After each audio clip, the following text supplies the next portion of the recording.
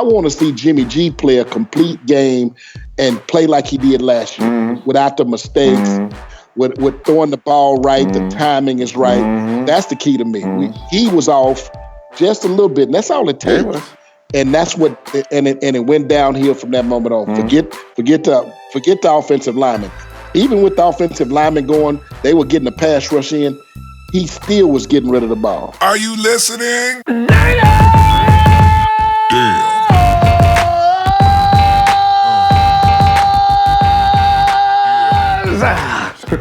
Ronbo Sports here, representing the Niner Empire organization worldwide. I always take that very much pride in saying that. Fam, what's up? And I want to thank you, fam. I'll never take it for granted for allowing me to talk 49ers football with you after this first disastrous week. It's kind of unsettling, isn't it? It takes longer to get over a loss than it does the fleeting feeling of a win. I mean, anyway, we've come to expect victory. And maybe did we become a little arrogant? It's okay. We needed this. I'm kind of feeling good about it. As you look back on it, now that we've all settled down and got into it, it's a good thing we've already had that, got it out of the way, and now the 49ers can probably build on something they probably were going to have to do at some point anyway. So I'm feeling good about that. And hey, here's the thing. Just in time, here come the Detroit Lions. We know what happened last week with the Lions. They got pulverized. They were killed. They were wiped out. And fam, you've probably been reading the headlines. Matt Patricia, Bill Belichick's defensive guru, he's having problems adapting to the Detroit Lions team. It seems the Lions are not all that excited about Matt Patricia football. And everybody knows that he went over there and the only thing he knows how to do is emulate Bill Belichick. The Lions are not having it. And that may have had something to do with how badly they lost last week. Because here's the thing, Sam Darnold's a rookie. Sam came in, he starts the game off, and he spots the Lions 7 points. He remains composed. I don't care, he's a rookie. He remains composed, and he comes back and he destroys the Lions. Okay, let's keep that in mind. What do you think Jimmy Garoppolo's gonna do to that team? We can expect nothing but absolute destruction. It's not delusional this time. This is almost a gimme. Well, the 49ers have to play this game. They can't take anything for granted. They've got to come in there with guns blazing. It's to our advantage. Let's look at the odds stacked up against the Detroit Lions. First of all, the morale is low. They're not happy with Patricia being the coach. They're flying in here on a short week from the East Coast. How much time do they have to prepare for the 49ers? Very little. The offense of 49ers is ready to go. They're sizzling hot. They're still PO'd about what happened against the Vikings, a game they should have won. And when you keep that in mind, you and I both know that defense is twice as good as the one they're about to face now. I'm stacking these things up here so you can realize there's no way we lose this game. Miracles do happen, but that's what it would take for the 49ers to lose this game. So I'm feeling very confident about that.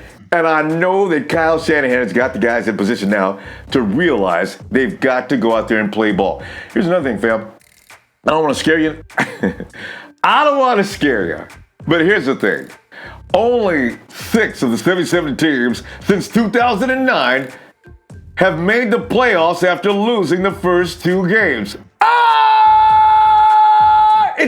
It is a must-win situation to some degree, but not completely. We can lose this game, but we're not going to. One more thing to be concerned about. You know, as I'm throwing these things out there, I'm just saying, who knows Jimmy Garoppolo better than Matt Patricia? Somebody ran that question by me, and I said, here's the antidote to that. We're not running Bill Belichick offense. We're not running McDaniel's offense. So Matt Patricia has no advantage. He's going up against Jimmy G. A whole different story. Forget about it. The 49ers will be fine. I just want to throw that out there to tease you. There's no big deal. The 49ers will conquer. And besides, it's our home opener. If anybody's going to get off on home cooking, it's the 49ers. One other thing I want to point to as well. I have a feeling the debacle that took place in Minnesota had a lot to do with the 49ers for the last 2 months, most likely having planned that entire time to play against Minnesota, which included Jerick McKinnon. Jerick McKinnon goes down a few days before that game. Now Kyle Shanahan has to rewrite. Shanahan has to rewrite the entire script up against Minnesota, which I truly believe had a lot to do with the sloppiness of that game. That will not be the case. The 49ers have now had a complete week knowing what they were going to get into, knowing what they have to make everything right. And fam, is it not time for Matt Brady to be given more responsibility? No, I know, I feel the same way that you do about Alfred Morris, but Alfred Morris should be only near the goal line. Give the ball to Matt. He can do it. Do you know he was the best running back in the game on both teams? Give it to Matt Breda. Throw him the ball sometimes. The offensive line, I was trying not to say anything about that offensive line. I do not want Mike McGlinchey at the guard spot ever again in his life. That was the first time he's done that. And at this level, it was not a time for him to learn how to play offensive guard. Put him back at tackle. Matt Tobin is the only option we have. If Joshua Garnett cannot go, if Mike Person cannot go, and I don't want to scare anybody, but I tell you, fam, there's no way to get over those toe injuries that quick. I hope so. Somebody said just take those toes up and go.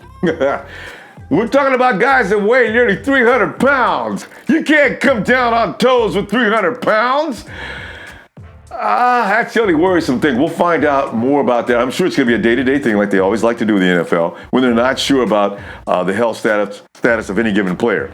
So, with that said, I just know Mike Tobin is an option. Now, here's the thing about Tobin. Of what I know about Tobin is he's not bad when it comes to protecting Jimmy Garoppolo. I don't want Garoppolo sitting back there orchestrating the offense from just a passing perception only.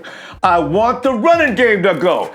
Get the running game going, Niners. This is where everything grows and builds, and now you can attack and go into play action and all the things you need to do. So the 49ers got to get the running game going. I've been angry for days. Fam, we got this, all right? I'm sure Kyle Shanahan has got this all figured out. The offensive right side of the line, some adjustments will be made. And who knows, I could be wrong. Maybe Garnett does come back. If his toe's been dislocated, why can't we just snap it back into place? Give the shot for healing. And let's go, Garnett! He's so tender. My God. Fam, let us go to the cam. I want to get your opinion about what happened last week, and as well as a preview of what's to come. Listen, let me have this conversation on the cam, and I'll tell you what my score prediction is immediately afterward. Go to the cam right now. Then, fam, I tell you what, and don't take no exception to this. I got one of my favorite guys out of Texas. Okay, Devon, baby, Devon. I can talk football with Devon all day long, but we're gonna let y'all join in on this with today. Devon, what's up? Man, I'm chilling, man. Just sitting back, relaxing, trying to get over these wounds, licking them, checking out, putting Band-Aids on them. rub a little Vaseline on there to help it heal up. Yeah. Devon. It's going to get better, Devon. But you know what? Everybody's biggest ache and pain is we left all kinds of points on the table, right? So I think this is the biggest ache. But Devon, it is the Vikings. They came back and stole victory away from the New Orleans Saints. That's a good ball club. Right. So, but Devon, we lost that game, not necessarily as we should have. I'm wondering, are you encouraged by what you're seeing from the 49ers? Got some concerns? Where you at on this? I think they came out a little over anxious. I think Jimmy G was trying too hard. Yeah. You're getting everybody was dropping balls, making mistakes. You got fumbles, turnovers, penalties, dumb penalties. Oh, really?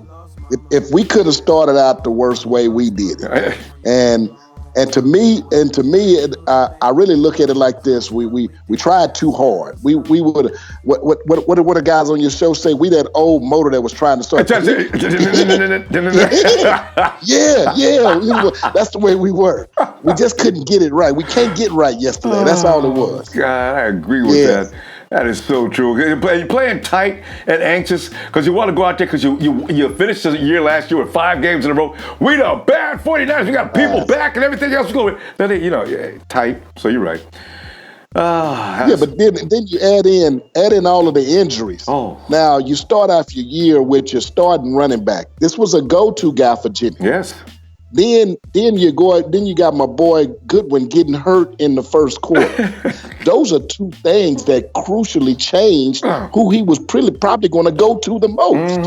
Because you could see the little screen pass to McKinnon, maybe out of the backfield. They were going to use him. That hurt us. Yeah. And these other running backs aren't as shifty and doesn't give you that quick burst that we need. Now, Breida is a burst, but he doesn't come with that power. Yeah. See, McKinnon was a total package that we needed. I'm glad you mentioned that. And I think that Goodwin injury, nobody even talks about because we lost the offensive lineman. But even after the offensive lineman, 3 interceptions, fumbling in the inside the 5-yard line, we still almost won this game. And So the positive from all of that negative is if we tighten up our mistakes, get in there and play right, there's no way we losing to Detroit. I'm flying out there. I'll be at the game. Got great seats. I can't wait. I'm leaving Saturday morning. I'll be out there Saturday night. All right. I'm ready for them. See, and if you're watching and thinking that Devon is making excuses, he didn't make any excuses. All he just told was the gospel truth. You know what I'm saying? The facts. And there's probably some moments in there that I call them teachable moments during that contest. Now, we had a few, a lot, actually. Devon, what is the most important thing that Kyle Shanahan should address, number 1? Jimmy G need to release that ball sooner. He seemed like he was either too anxious to throw it or he didn't throw it fast enough. He was unpredictable. His most teachable moment is, this ain't last year. Yeah. You came in and you flowed so well. Now you got to build this all back up. Without playing a whole lot in preseason, there's not a lot of camaraderie. What I want to say, the connection wasn't there. They were just a little bit off on the patterns. They were just a fingertip away from catching the ball. So now we just got to tighten it up and get in there and play better.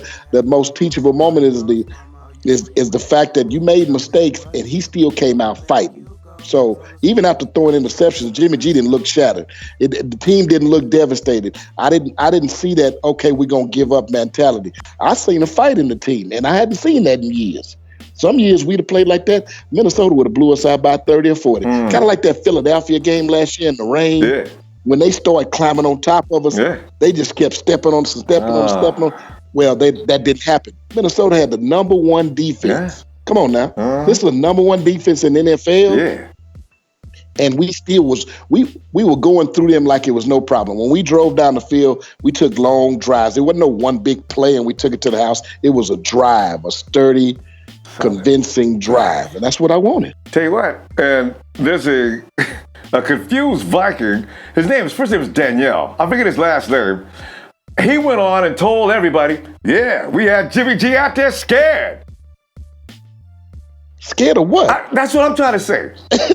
I mean, he thinks he's scared Jimmy G. I guess the Vikings need something like that's how Jimmy G has affected the NFL. Now everybody thinks, scared of Jimmy G. So they come in there and now he's proud of himself. We had him scared. Boy, you ain't had nobody. I tweeted him, told him, nobody's scared of you, man. You ready to humble yourself. All I got to say is we don't fumble inside that 5-yard line and Kittle makes that catch. Now I'm really kind of disappointed in the veteran Garcon.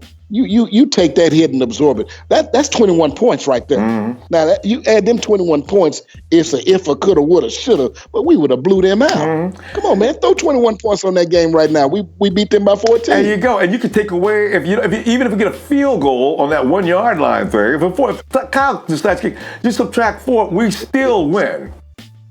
See that? We'd still win. And I think that's just because we hadn't played very much in the preseason, and the time is a little off, and they were a little anxious. They came out trying to prove that one, we're gonna prove the naysayers wrong, and two, we're gonna fall right back into what we did last year. No, it's a new season. Yeah. You got to come up with new ways of doing things. They ready for you, Jimmy G. They got a little film on him now. He made a few mistakes. He's came back to earth now. See, we all had him on that high horse. I know I did. This dude was riding on the stallion, and he looks like the big great goddess. He's gonna come save us. Yeah. Well, no, come on back down. Now let's play some football. Yeah. And getting ready to do it too. And we've got two exciting rookies though. Oh, I tell you, Fred Warner led the team. And then there's Dante Pettis tiptoeing, making them touchdown catches. What do you think about that? So who you want to talk about first? Who you want to talk about, the linebacker or the wide receiver? Give me which one you want first. I'm gonna tell you how I feel about both of them. Go ahead and give me some Fred Warner first. Mr. Fred Warner, we're going to call him Mr. now, because Mr. Fred Warner attacked like a pet bull. It was like he was a heat-sinking missile. When that gap came open, he shot through there and made the tackle. That wrap up, take a man down. It was no doubt if he put his hands on him, they went down. It wasn't no question of them breaking tackles. Like some of us was getting tackles broken yesterday. It wasn't Fred Warner. All the time. Yeah, that's some of us wasn't wrapping up. It wasn't Fred Warner. Now you would expect that from the rookie to make the mistakes and versus those veteran guys we had. But a lot of them guys wasn't wrapping up. Fred Warner was saving us yesterday. That was Captain Save the 49ers right there, Mr. Fred Warner. Got so right, because when Fred grabs a man, the man has been grabbed. I agree with that, because every time he made a tackle, I said, look at him. 48, that rookie. We got something there. I was really impressed with him. Him next to my boy. Ruben. Hey, I wore Foster's jersey yesterday because I was in mourning that he wasn't there. We really needed him, but he has to mature and get better off the field so he can play. Yeah. It was like it was a punishment. Okay. You know how you was acting bad, and Mama said, well, you can't go outside with your friends when you're a kid, and you sitting in that room moping. Well, I was moping because I didn't have my boy there yesterday. Yeah. Now let's talk about this Dante Pettis kid with all this speed. I was one of those few dummies that was like, okay, what is he gonna do? Is he really gonna be there? Well, game one, he shut me up. I have to tell you, I was kind of skeptical on him. I was like, okay, he's not the number one we're looking for. He's just another wide receiver with speed. We got enough of him. No, he was a difference maker. Yes. He was, when that ball came in that end zone, Jimmy G threw it a little bit. He threw him open. And see, that's what I like about Jimmy G. He didn't just throw to the man. He threw the guy open. And when he reached back there and grabbed that ball and pulled it in, I said, oh, yeah, he's coming in. That guy, welcome to the 49ers. Yeah. You know what I mean, Mr. Pettis. All that speed. I can't wait to see him really get loose. When he get loose, put him and Goodwin on the same side. Let's see who go shoot him straight down the field. One take a post and one take a straight out. We're going to see who's open. Somebody's going to be open. Always with them, too. Because it's Pettis' moves. Have you noticed? A guy can trail him down the field all he wants to, trying to keep up with him. Pettis can drop him off anytime he wants to. I noticed that. Anywhere he wants to drop you off, you're going to be going one way. He's going to be going another way. There's no way to stay with him. They can watch film on that all day long. Yes. He'll make that choice when it's time to break. Like him so. Whew, man. Now, can we talk about the man with the shovel? Can I do that for you, Ronbo? Give me that big deep buck with them sacks. Wait a minute now. I'm gonna start doing that move every time he gets one. He was working it today. He was working it yesterday, man. Hey, come on now. Ain't this the NFC? Wasn't these guys in the NFC championship game and D-Buck was in their backfield like he was on their team? I liked him so much yesterday. He was making me feel good because he was back there. He was disrupting them. They was not comfortable. You want to talk about who was scared. That boy should have been scared D-Buck didn't get back there a little bit more because he was that close to getting in more than that. So I'm like, hey, come on now. If ever. Was it 2.5 sacks? 2.5 sacks. Yeah. And there's another guy that I'm starting to like. I'm starting to really enjoy Ronnie Blair III. Blair Yeah. is coming on. And he's getting better and better. I think he should see more snaps. They said he had 24 snaps yesterday. Solomon T had 39. All right. I want to see maybe old Solomon T maybe draw back about 5. Give him about 5 more snaps. Because I realize Solomon T is the first string golden boy. But Ronnie Blair I like him. I like him a lot. What about Julian Taylor? I didn't find out. Was he hurt? No. Why did he not play? Can you imagine D-Buck and Julian Taylor on the field together? I don't know, Kyle. See, that was my pick in the draft. Remember we Julian did the Taylor, draft? Yeah. And I had Julian Taylor in the 7th round, and the 49ers going to get him in the 7th round. And I was like, well, I got one.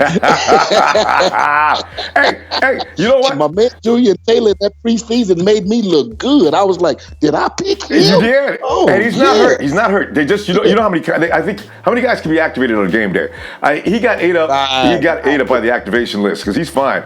In fact, you know, there's not going to be a time, unfortunately, that Eric Armstead is going to be deactivated. So Julia will have to come in maybe instead of 1 week. It depends on how it goes. He'll be coming in instead of Ronnie Blair, is my guess. So, you know, we'll see what happens there. But he needs more playing time. I agree. Get that rookie working now. Don't wait. I would really like to see him out there just because he looked so well in the preseason. Real well. Even though it was a second and third stringers, he was a second and third stringer versus him, and he was dominating. Badly. So I think we need that extra pressure. Pressure on the quarterback is the key. Now, Witherspoon, with that one play, it was just like a perfect pass over his head. Yeah. If this guy just turns around one time, that's the play. So I won't say we had a terrible secondary game, but we were a few plays where if we just turn around, we would have dominated this game. I cannot see that the NFC, they ain't the NFC champions, but the NFC finals team like that, and we played them to the end. Yeah. So, you know, I don't count this as a win or loss. You know, anything like that. I count this as an opportunity for us to get better and learn. And that's another one of Devon's teachable moments. Turn your head around. Although, I got to tell you, Devon, one thing about Akello, it's like Salah says about him, you'll never see him make the same mistake twice. The rest of that game, Akello would not be abused. That's why I say, you know what? He's going to be okay. Right. You're going to the game. And he's going to he better get ready for it because he's on the side. He's on the other side of your boy Richard Sherman. And so they're coming after him. They are not going to throw over that mess with that old man. Not after the next week. They're going to leave that old man alone. That's right, because that's too many. You know, and after 2 or 3 weeks from now, they'll definitely leave him alone because they'll figure he's all the way in shape. So yeah, you're right, Akello. But that's good, Mitch. I'm telling you right now, Devon. By the time 3 weeks goes by, Akello's going to stop making any of them mistakes. He'll never get caught on that one again. So yeah, and you're going to be there to see it anyway. Let's talk about Detroit that just got spanked. Oh, what are you expecting in that game? I was watching the game. Now I'm in the game. I'm in the room, and I turn the game on. I finally catch it at 17-24, and then in a matter of 10 minutes, they already up to 48-17. I was like, what the hell? They coming to San Francisco. They were hitting that quarterback from Detroit so much that he is going to be sore tomorrow. And you got to remember, they got to fly Friday. So he's only going to have 2 days to get over soreness. And then, you know, that little flight to Santa Clara or San Jose, wherever they landed, San Francisco, I don't care. Wherever they landed, he's still going to be sore and weary. and they're going to be licking some wounds. We were licking wounds yesterday. They got bandages and they ready. I can't feel sorry for them. For a good whooping. Oh, man. Yeah, no, not at all. Hey, here's the thing, though. 49ers made enough mistakes last year. You got to be half mad. So you're right. I think the 49ers will say, you know what, we got to take this out on somebody because we messed up, y'all. We messed up. Yeah. They didn't beat us. We messed up. How bad they going to beat this team? Oh man, I'm predicting. I want a 25 to 35 point game, and I want our defense to tighten up and only give up about 7 to 10 points. I'm looking, you know, let's say 28 to 10, and I'll have a good game. And I don't want to jump out there that we're gonna score 40 and all of that. No, I want to tighten up those mistakes that we made. Yeah. We did not look fundamentally ready. And I seen Shanahan go over there to Jimmy G and tell him to get rid of that ball faster. He was thinking too much. He was trying too hard. I don't blame all them guys that were dropping the ball. Forget all of them. Let's go to the source. And this is the leader. When Richard Sherman picked up that fumble, he took it to the leader of the offense. He didn't take it to the wide receivers that was dropping. He didn't take it to the guy that fumbled inside it. He took it to Jimmy G. I want to see Jimmy G play a complete game and play like he did last year without the mistakes, with throwing the ball right, the timing is right. That's the key to me. He was off just a little bit, and that's all it takes. And that's what, and it went downhill from that moment on. Forget the offensive lineman. Even with the offensive lineman going, they were getting the pass rush in. He still was getting rid of the ball. So injuries is gonna happen. So we can't sit around here and say, well, we would have won if we'd have had our offensive guards. No, we gonna play with the next man up. That's what the team is all about. So we have no excuses for dropping balls, but we have a lot of problems with this quarterback doing the right thing like he did last year. I want him to tighten it up. Come on, man. We paid him all the money. When we lose, he gets the blame. When we win, he gets the glory. Yeah, true. So I'm riding with him. I don't care about them other ones. I would never know Alfred Morris fan. So when he fumbled on the 1 yard line, I'm like, why are we giving the ball to him? Jimmy G is a $137 million man. Why the hell wasn't he throwing the ball in or even running the ball? Why don't he run more? Come on now. You're right. He's our leader. Lead us to the promised land. Don't get that ball to Alfred Morris. He ain't been on the team 2 weeks. And you're right. Throw me a ball across the you got multiple guys. What's the little boy, the little scat guy Matt Breida. in there? Matt Breida. Matt Breida. Yeah. You could have found something to go around the end with him with a little screen pass, or you could have hit the little slot guy with a pass. There's a wide receiver. And I don't care about what the size of the wide receiver is. If they run the right pattern, look up at the New York Giants. They got a bunch of short wide receivers that'll dominate you. Sterling Shepard and OBJ. Come on, man. Yeah. You don't have to have that big wide receiver to do what what I wanted done this weekend. And I wanted Jimmy G to pass the ball for the final plays. I was looking at that. Why is they not passing the ball? And instead of running it. And Devon, if you thought about that, I bet you Kyle's already thinking the same thing. I may have made a mistake on some of those play calls. So, right, that play calling. But Devon, I just want to get you down officially. It's 28-10. Devon is calling that game right now. Already did. 28-10. Yeah. With Jimmy G possibly sitting down in the last 2 minutes of the fourth quarter and let CJ finish the game. Yeah. I would love to see that. And now, if CJ's coming in, make it 35 then, because I want another touchdown. And I'm talking about this being over. They don't get to 10 until like the fourth quarter. Yeah. It's going to be like 21-0 halftime, or something like that, and then we just come out and cruise, through this game. I don't want it to ever be a contest. Detroit should not be an issue with us.